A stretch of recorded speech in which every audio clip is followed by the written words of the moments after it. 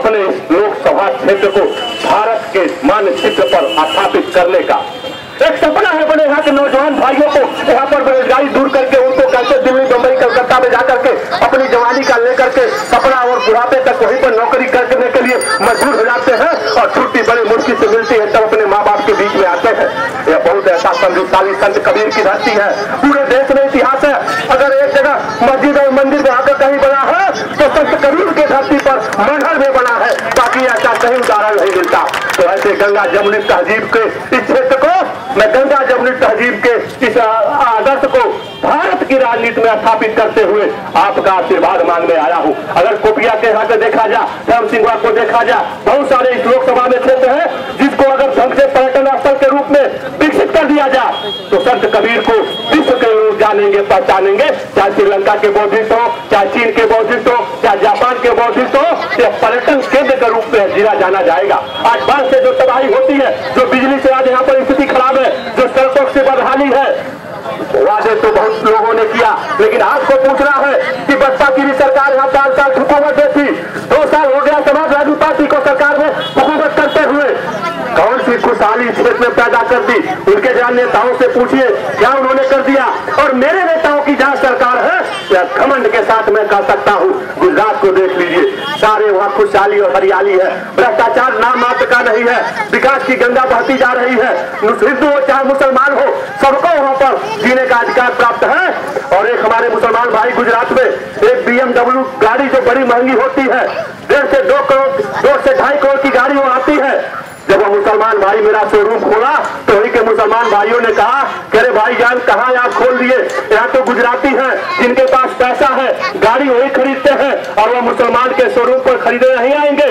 और आश्चर्य हुआ उनको, 1 साल में सर्वाधिक अगर वो गाड़ी बिकी, 52 गाड़ियों का रिकॉर्ड वह गुजरात में बिका, क्योंकि खुशहाली वहां है, वहां बदहाली नहीं है। गुजरात का नाम दिखा करके हमारे तमाम अल्पसंख्यक भाइयों को लोग डराने का काम करते हैं।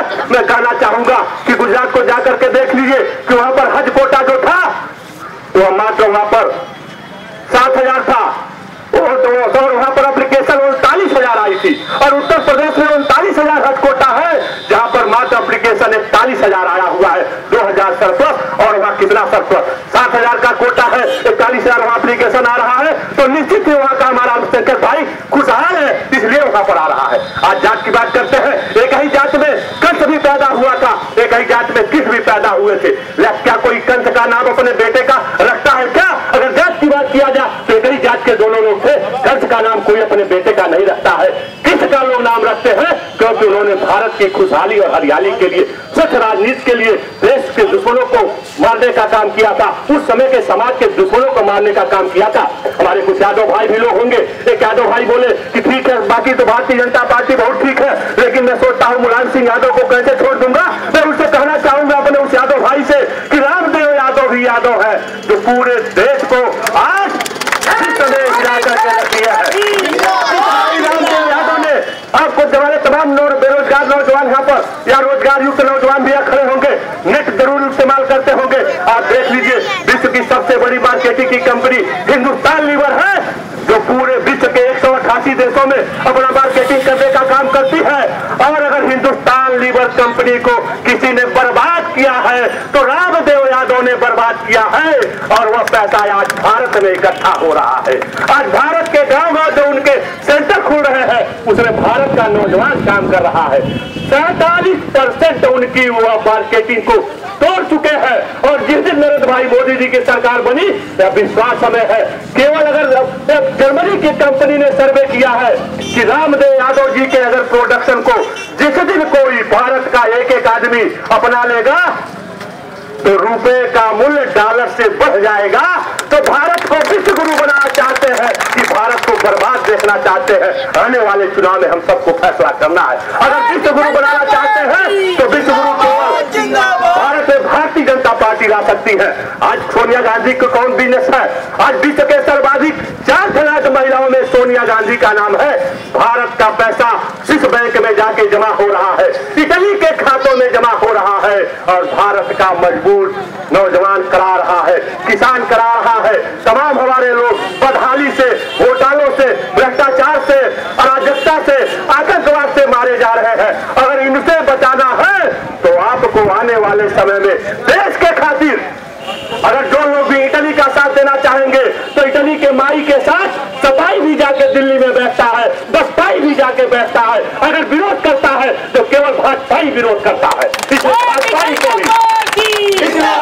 को अधिकार किसी को है तो केवल भाजपा को है। भाजपा जाकर के दिल्ली में उनके थाली में जाकर के शामिल नहीं होता है। केवल भारतीय जनता पार्टी के लोग देश को बनाने का काम कर सकते हैं। और आज धर्म मजहब की दीवारें तोड़ करके, जात की दीवारें तोड़ करके देश के नाम पर आपको वोट देना है, क्योंकि फिर अगर देश गुलाम हो जाएगा तो पता नहीं कौन अफाकुल्ला खा, सुखदेव, राजगुरु, भगत सिंह। शायद इसलिए लगता हो कि 250 वर्ष में हमने अपने अपर सबूतों का कितना दुर्गति किया, यह भी आप सबके सामने है। जितनी भी योजनाएं चली सब कांग्रेस के परिवार के नाम पर चली, गांधी परिवार के नाम पर योजनाएं चली।